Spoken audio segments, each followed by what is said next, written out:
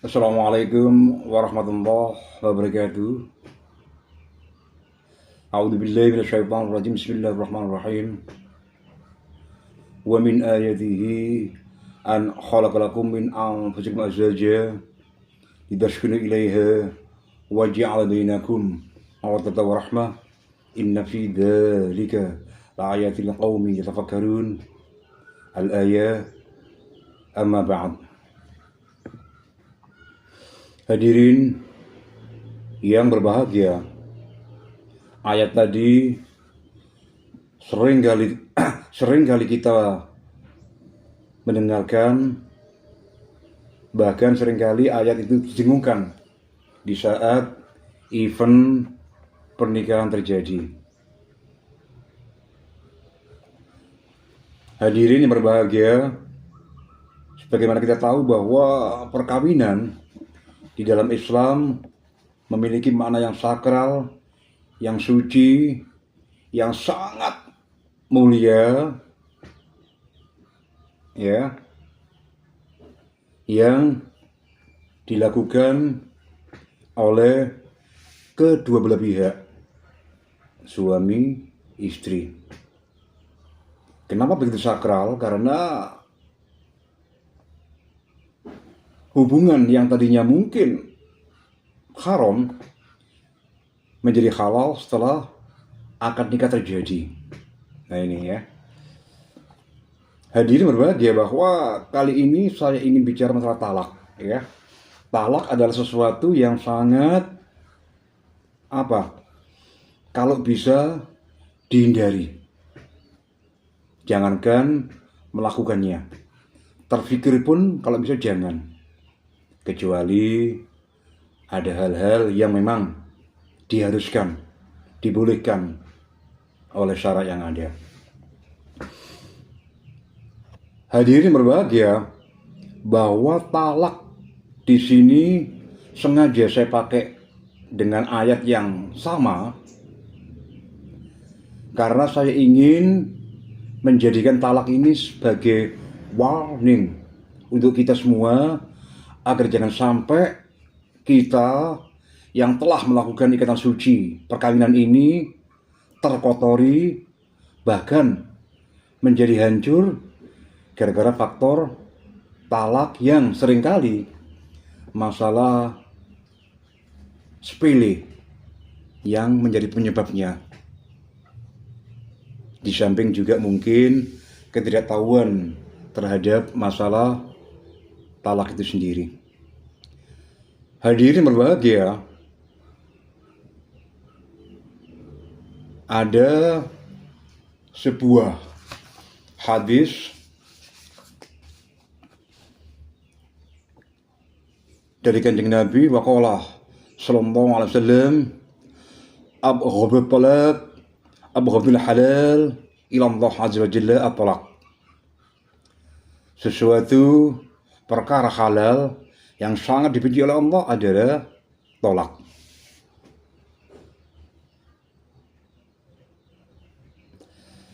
Hadirin berbahagia, kenapa talak sekarang terutama ya, ini menjadi semacam hal yang trendy, yang viral, terutama di kalangan ibu kota sana ya.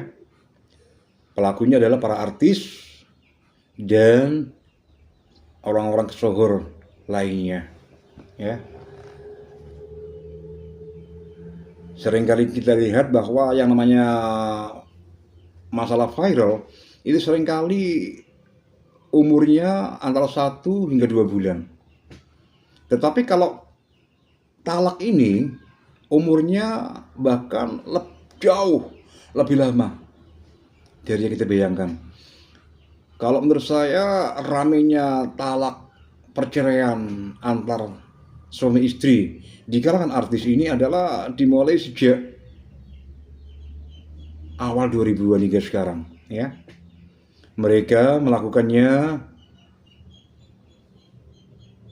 bisa setelah 2 tahun perkawinan, ada yang 6 bulan setelah perkawinan, atau bahkan masih sumur jagung 1-2 bulan mereka talak. Mereka dengan mudahnya mentalak istrinya atau sebaliknya,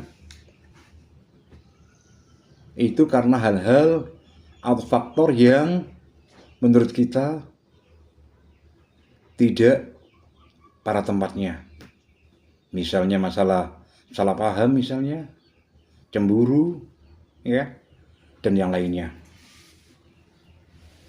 Lain kalau mungkin faktor perceraian orang-orang kampung misalnya, seringkali masalah ekonomi yang menjadi penyebabnya. Kalau artis tidak, mereka kadang-kadang masalahnya adalah cemburu, ya, atau mungkin karena faktor yang lainnya yang sama sekali tidak terkait dengan aturan daripada syar'i yang ada. Hadirin berbahagia, talak di mata masyarakat, terutama masyarakat Jawa Barat yang pernah saya tahu, ya, ada sebuah masyarakat yang menganggap talak itu seolah-olah sudah menjadi semacam budaya, sesuatu yang bisa dilakukan tanpa adanya mempertimbangkan perasaan yang terlalu dalam, ya. Sebuah daerah yang nggak saya sebut namanya itu ada cerita kalau seorang anak perempuan, katakanlah usia 20 tahun dan belum nikah, ini menjadi sesuatu yang sangat memalukan buat keluarga itu dan juga buat yang bersangkutan, perempuan tadi, ya. Karena apa? Karena mereka lebih suka punya anak yang bercerai atau menjadi janda dibanding punya anak yang sudah umur 20 tahun belum nikah, atau sebutan kasarnya di sana adalah perawan tua dan sebagainya. Nah ini, ya, malah lebih ngerinya lagi,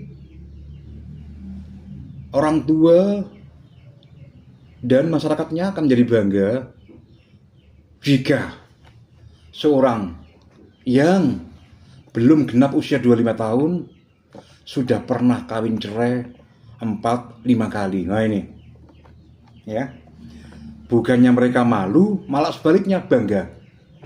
Kalau di kita Jawa Timur kan malu, ya, sepertinya ini perempuan apaan kan begitu. Kalau di sana Jawa Barat yang saya maksud tadi itu adalah malah bangga, sehingga terbersit konotatif seolah-olah dia itu cantik, dia itu hebat, sampai bisa kawin 4-5 kali, ya. Sedangkan mereka yang usia 20-an tahun belum nikah, maka orang tua akan berusaha semaksimal mungkin untuk mencarikan pendampingnya. Kalau pendamping nggak ketemu, maka terpaksa mereka akan mencari lelaki bayaran. Artinya bahwa mereka atau dia disuruh ngawinin anaknya. Perjanjiannya adalah setelah 2-3 bulan dia boleh menceraikannya. Dan orang tua tadi malah lebih bangga punya anak janda dibanding punya anak perawan tua, karena itu merupakan aib keluarga, aib yang bersangkutan, dan lain-lain. Atau mungkin juga ada cerai yang motifnya beda. Kalau mungkin panjenengan mengamati lagunya Elvi Sukaesih, Cincin Perkawinan, ya, itu adalah sebuah percintaan yang berujung perceraian dengan motif dendam. Artinya bahwa laki-laki tadi sengaja memang ngawini perempuan, ya, dengan memberikan cincin yang ada, mahar dan sebagainya, terus menyelenggarakan pesta perkawinan karena mungkin dia uangnya banyak sehingga buat mereka gak ada masalah. Yang penting adalah setelah perkawinan selesai dan dia mendapatkan apa yang dia mau, maka perceraian dilakukannya. Ya, masa bodoh dengan tangisan yang berkepanjangan dari pihak keluarga si istri, tapi yang penting dia adalah puas karenanya. Kenapa demikian? Karena ada dendam yang melingkupinya pada saat sebelum perceraian. Nggak tahu dendam apa. Atau juga kalau mungkin panjenengan melihat cerita-cerita di majalah lah, atau buku atau apa, atau bahkan novel ya, itu juga banyak perkawinan, perceraian ya, yang motifnya macam-macam, berbeda dengan yang sebelumnya. Kalau panjenengan membaca buku karyanya Ahmad Tohari ya, yakni Ronggeng Duku Baruk, maka di sana juga ada cerita masalah firok, perceraian ya, karena motif tertentu ya, motif tertentu ya. Ceritanya panjang sehingga nggak usah saya sebutkan ya, sehingga intinya bahwa yang namanya perceraian ya, talak di masyarakat itu seolah-olah orang seperti membeli kacang aja. Bahkan kita bisa bayangkan ya, perkawinan nanti ya akan diwarnai perceraian yang mungkin lebih tidak masuk akal lagi. Kalau memang selama ini mungkin ya pengertian warga misalnya tentang masalah perkawinan, perceraian terutama, mereka kurang memahami dengan benar. Walaupun sekali lagi mereka adalah agama Islam.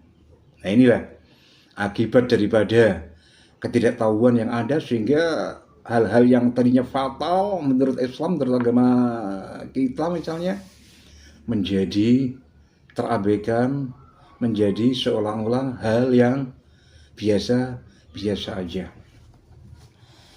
Hadirin berbahagia, bahwa kenapa talak atau perceraian terjadi? Sepanjang yang saya amati di masyarakat, menurut saya talak ini terjadi karena dua hal. Yang pertama adalah salah persepsi, dan yang kedua adalah bahwa standar masalah pemberian cincin kawin ya misalnya itu tidak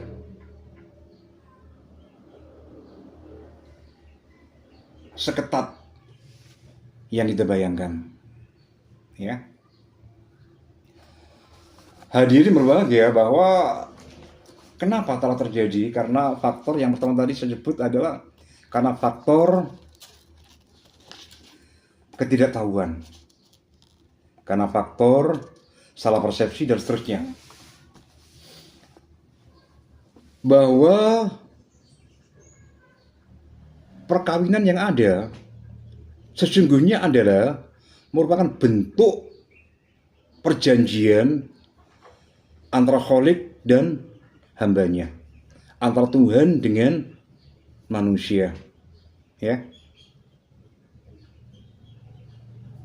Sehingga diceritakan bahwa ketika perjanjian antara sang Khalik dengan makhluknya dalam ikatan suci perkawinan, itu konon aras berguncang dan seluruh malaikat bertasbih ya, bertakbir karena menyaksikan perkawinan yang suci dan agung ini ya.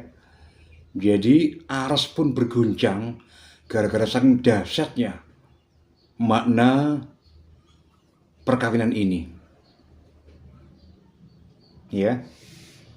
Itulah sebabnya kalau mungkin panjenengan tahu secara lebih mendalam bagaimana perkawinan terjadi, maka mungkin buat Anda yang mau melakukan talak misalnya akan berpikir 100 kali, bahkan 1000 kali. Artinya mereka atau siapapun tidak akan pernah melakukan, apalagi tidak ada alasan syar'i yang membolehkan. Kenapa talak terjadi?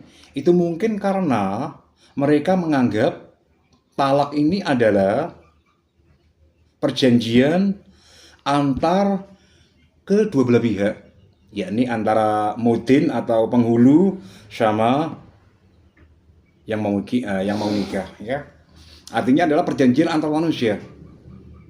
Dan kalau ini terjadi, maka setiap orang akan menjadikan pernikahan hal yang ringan, hal yang bisa kita abaikan. Apalagi mudinnya misalnya nggak berpengaruh misalnya, maka kita akan lebih enak. Alah, mudin dan tetapi kalau panjenengan tahu esensinya, nikah ini adalah merupakan perjanjian agung antara sang khalik sama makhluknya, maka bisa dibayangkan konsekuensi apa yang bakal kita terima kalau kita main-main dengan perjanjian itu. Sekarang gak jauh-jauh, ya. Jangankan Allah, makhluk khalik yang ada, ya. Panjenengan misalnya main-main dengan perjanjian kepala Anda waktu Anda di pabrik dulu, atau di sekolahan dulu, atau di lembaga yang lain dulu misalnya, itu Anda akan begitu takut dengan perjanjian yang telah Anda bikin sama bos Anda misalnya. Tetapi anehnya pada masalah perkawinan justru Anda akan membuat kawin ini seolah-olah main-main belaga. Kenapa? Karena Anda menganggap bahwa perjanjian yang ada, sekali lagi, adalah karena perjanjian antar manusia. Anda dan penghulu, Anda dan Pak Mudin, dan seterusnya. Inilah penyebab utama kenapa orang main kawin cerai, ya. Orang menjadikan orang kenapa bisa main cerai seenaknya, karena mereka menganggap bahwa pernikahan adalah perjanjian antar dua manusia yang disaksikan oleh dua saksi dan seterusnya. Padahal Jogjanya seharusnya adalah kalau seandainya mungkin semua orang tahu bahwa ini merupakan perjanjian antara Tuhan dengan makhluknya, di mana para malaikat menyaksikannya dan arus gonjang, maka panjenengan gak akan pernah mau melakukan talak yang ada. Jangankan melakukan, ya, berpikir pun aja mungkin Anda akan ngeri karenanya. Kalau panjenengan semuanya tahu esensi daripada pernikahan itu sendiri. Dan yang kedua adalah kenapa perceraian atau talak terjadi, karena bahwa di dalam Islam itu masalah mas kawin itu adalah di samping standar yang ada, ya, yakni tidak boleh kurang dari 10 dirham dan nggak boleh lebih dari 500 dirham. Tetapi ada lagi syarat yang mengharuskan bahwa yang penting ada kesepakatan antar kedua belah pihak, ya. Malah kadang-kadang seperangkat kalau mungkin standar yang dipakai oleh ulama yang ada itu tidak kurang dari 10 dirham, itu sekitar 1,5 juta. Nah, sementara masyarakat kita seringkali menggunakan kata yang lebih modern lagi, yakni kesepakatan yang diambil oleh calon suami dan calon istri masalah mas kawin. Sehingga banyak sekarang itu orang menggunakan mas kawin seperangkat alat sholat. Ini kalau mungkin kita nilai, maka kalau dirupiahkan paling banter ya nggak sampai 0,5 juta. Itu artinya adalah kurang daripada standar yang ditetapkan oleh para ulama. Tapi ya itu tadi, ada juga orang-orang tertentu, misalnya maaf, orang-orang Arab ya, daerah Bangil sana saya pernah dengar bahwa kenapa banyak Arab Bangil itu yang perempuan terutama sudah tua belum nikah. Karena apa? Syarat mas kawinnya itu tinggi. Sehingga banyak lelaki Arab belum bisa menikah gara-gara terjegal oleh syarat mas kawinnya ada. Memang kelihatannya memberatkan, cuman menurut saya juga baik-baik aja. Karena apa? Kalau dengan mas kawin tinggi, maka dia pun juga akan berpikir ulang, menjadikan perceraian sebagai jalan keluar ketika dia punya masalah. Hadirin yang berbahagia, bahwa kalau panjenengan lihat sejarah, Rasulullah dulu pernah menikahi Siti Khadijah dengan mahar mas kawin 20 unta sehat. Wah, ini lebih tinggi lagi ya. Cuman saya kira ini merupakan bentuk penghargaan Kanjeng Nabi kepada perempuan yang seharusnya kita ikuti. Cuman masalahnya adalah jangankan kayak Rasulullah ya, seperti pemuda Bangil tadi aja, misalnya Arab Bangil itu sering kali saya melihat ada perempuan yang belum nikah hingga usia 40 tahun. Waktu saya tanya kenapa, karena banyak lelaki yang ngeri jika mereka membayangkan mas kawin yang disyaratkan oleh orang tua si perempuan tadi. Nah, ini adalah merupakan sesuatu yang nggak salah, karena perkawinan atau mahar mas kawin itu merupakan bentuk kesepakatan antar kedua belah pihak. Boleh misalnya kalau laki-laki sama istri yang sudah saling cinta pakai cincin besi pun nggak ada masalah, misalnya seperangkat akad salat juga nggak ada masalah, tapi juga ditinggikan nggak ada masalah pula. Sehingga karena nggak ada standar yang pas, maka yang paling sering dipakai adalah kesepakatan antar calon suami istri tadi, ya, suami istri tadi. Sehingga sekali lagi, gara-gara mungkin banyak orang yang memakai standar yang tadi disebutkan, yakni yang penting adalah tidak kurang dari 10 dirham yang ada. Ini kalau mungkin dimaknai oleh orang-orang hidung belang, maka bahaya ini ya. Bahayanya apa? Hidung belang, gak ngerti agama, ya, maka dia akan kawin dengan tujuan tertentu. Setelah kawin, mendapatkan apa yang dia mau, dan dia cerai misalnya. Itulah sebabnya kenapa terjadi banyak perceraian, karena kedua hal dari. Yang pertama adalah salah persepsi dalam memahami makna ijab kabul, bahwa sesungguhnya waktu dia ijab kabul adalah yang terjadi adalah perjanjian antara Allah dan hambanya. Tetapi dimaknai secara gampang, secara lebih mudah, ijab kabul itu adalah merupakan perjanjian antar manusia dengan manusia. Nah, inilah tolok pangkal kehancuran sebuah pernikahan gara-gara masalah persepsi yang berbeda tadi itu.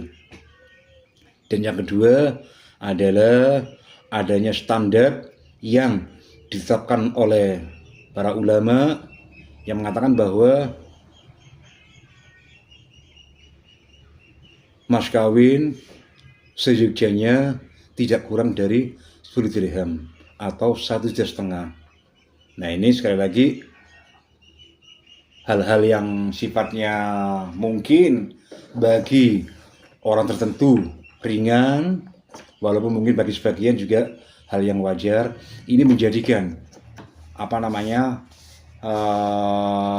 momen perkawinan seringkali diwarnai oleh sesuatu yang semestinya akan terjadi, yakni talak. Semoga sekali lagi kita, seperti yang tadi saya bilang, bahwa masalah talak ini jangankan dilakukan ya, dipikirkan saja jangan. Karena apa? Ini akan merusak perjanjian kita dengan Allah Azza wa Jalla. Sekian dari saya. Wabillahi taufiq wal hidayah. Assalamualaikum warahmatullahi wabarakatuh.